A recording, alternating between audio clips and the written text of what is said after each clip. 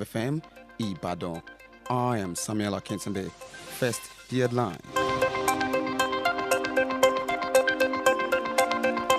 On the national scene, Makinde Wike rift deepens PDP crisis. Peter Obi's feud with Labour Party leaders fuel 2027 election concerns.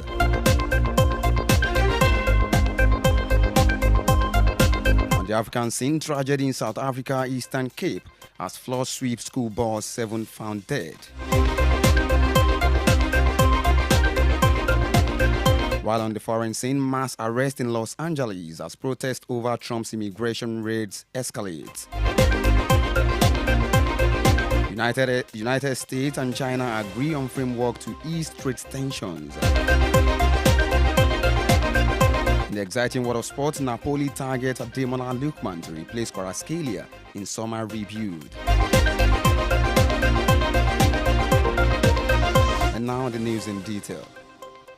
The People's Democratic Party (PDP) is embroiled in a fierce power struggle with Oyo State Governor Engineer Oluseyi Abiodun Makinde and the Federal Capital Territory FCT Minister Barrister Nyesom Wike at odds over the party's leadership. Once close allies who played a pivotal role in President Bola Tinubu's 2023 victory by opposing PDP candidate Alhaji Atiku Abubakar, Wike and Makinde relationship has fallen apart as Makinde, backed by Governor Bala Muhammad of Bauchi and Peter Mba of Enugu State, clashed with Wike, who has the support of Governors Caleb Mutfwang of Plateau State and Amadou Fintri of Adamawa State. Tensions peaked at the recent meeting in Ibadan, the Oyo State capital, where PDP governors rejected the reinstatement of Senator Sami Anyanwu as the national secretary of the party, a move Wike viewed as a betrayal by Makinde. Wike, alongside former G5 members, held a separate meeting in Abuja, the nation's capital, yesterday, demanding Anyawu's recognition as national secretary of the party and threatening chaos if their conditions are ignored. The Wike-led group is pushing to delay the PDP's August 2025 national convention, aiming to strengthen their grip on the party ahead of the 2027 election.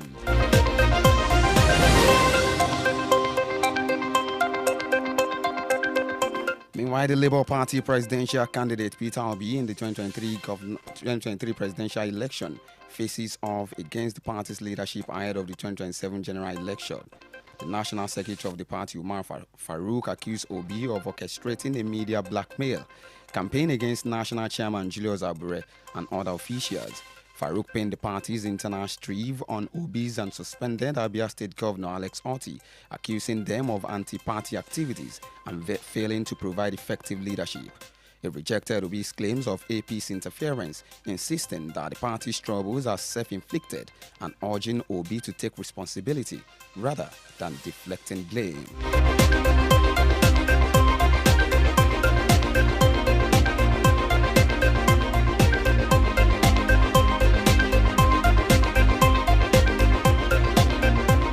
On the African scene, a minibus carrying school children was swept away by heavy flooding in South Africa's Eastern Cape yesterday, according to provincial government spokesperson Kushela Ranjewa. The exact number of children on board remains unclear. 3 have been found alive and rescue effort halted due to nightfall were resumed today. In a separate tragedy in the Tambo district, 7 people were found dead after being carried away by floodwaters. The extreme weather has also led to 5 deaths in a road accident near East London, where a minibus taxi overturned after the driver swerved to avoid a falling tree, according to Eastern Cape Transport spokesperson Unati Binkoze. Nearly 500,000 homes across Eastern Cape and KwaZulu-Natal are without electricity, with state utility Extom reporting outages in 14 towns in the former and 24 areas in the latter. The severe weather has forced the closure of major roads in both provinces to prevent further casualties, with heavy snow causing significant congestion as lorries remain stuck. Grader machines are being deployed to clear snow before it exceeds 30 centimeters in depth, while strong winds and heavy waves are complicating sea navigation, according to the meteorologist Negolon Tebola. Eastern Cape Premier Oscar Mbwaye urged residents, calling the event a devastating reminder of nature's force. On the foreign scene this afternoon, Los Angeles police have made mass arrests following a fifth day of protest against President Donald Trump's immigration race, with Mayor Karen Bass imposing an overnight curfew in part of downtown to curb vandalism and looting. The curfew, affecting a 1 square mile area, was enforced after 8 p.m. Tuesday, with police use has drawn sharp criticism from California Governor Gavin Newsom, who accused Trump of an assault on democracy and warned that other states could face similar actions. Trump defended the military presence, claiming it prevents the city from being conquered by a foreign enemy, while vowing to liberate Los Angeles. Addressing troops at Fort Bragg, he described the protest as a full-blown assault on peace and public order and promised to use all available resources to restore calm. Newsom countered that Trump's escalation with force threatens further unrest, highlighting a growing rift between state and federal authorities.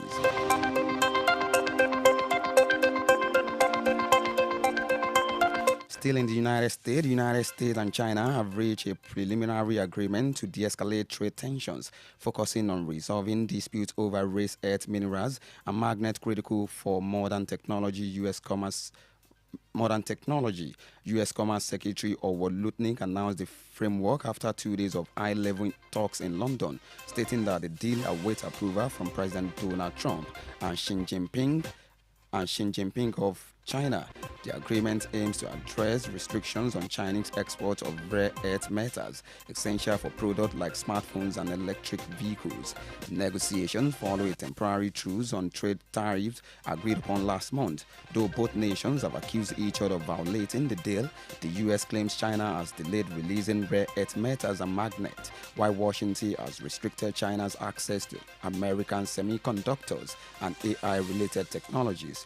China's Vice Commerce Minister Li Qinggang confirmed that both sides have, in principle, aligned on implementing the agreements made by their leaders. The framework represents a step towards stabilizing trade relations between the world's two largest economies, which have been strained by tit-for-tat restrictions. If approved by Trump and Xinjiang, the plan could pave the way for smoother trade flows in critical technology sectors.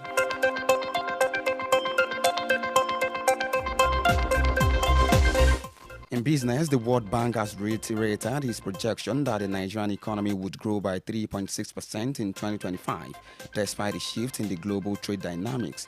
This was disclosed in its twice-yearly Global Economic Prospect Report released yesterday, where it slashed its forecast for nearly 70% of all economies, including the United States, China, and Europe, as well as 6 emerging market regions. However, in its latest report, the World Bank stated that growth in Nigeria is forecast to strengthen to 3.6% in 2025 and to an average of 3.8% in 2026, 27 following monetary policy tightening in 2024 to address rapid currency depreciation. Inflation is projected to decline gradually. The report highlights that Sub-Saharan Africa SSA, including Nigeria, may face limited direct impact from escalating global trade tensions due to minimal exposure to export markets in China and the US. The region's economies primarily rely on commodity exports rather than manufactured goods.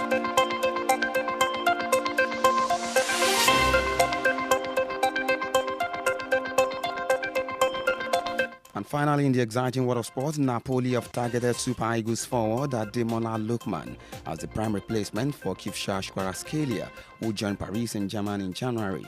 Italian reports indicate the 27-year-old is at the top of Napoli's list as they plan a major summer rebuild. According to Cronache di Napoli, sporting director Giovanni Manza sees Lookman as the ideal fit for the left flank, a role previously filled by Kvaratskhelia. The Nigerian future at Atalanta has become uncertain following the departure of longtime manager Gianpiero Gasperini. Europa Kalou confirms Lookman is Napoli's leading target to bolster the attack. The forward enjoyed a standout season at Atalanta, scoring 20 goals and providing 6 assists, making him a highly sought-after talent.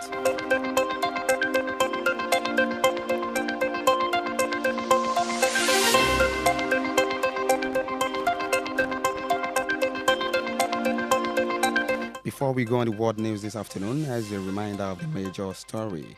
Marking Day week, a rift deepens PDP crisis. Peter Obi's feud with Labour Party leaders for 2027 election concerns.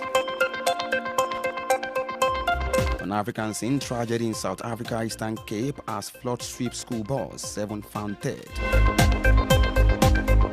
On the foreign scene, mass arrest in Los Angeles as protest over Trump's immigration race escalates. United States and China agree on framework to ease trade tensions. And in the exciting world of sports, Napoli targets Ademola Lookman to replace Kvaratskhelia in summer review.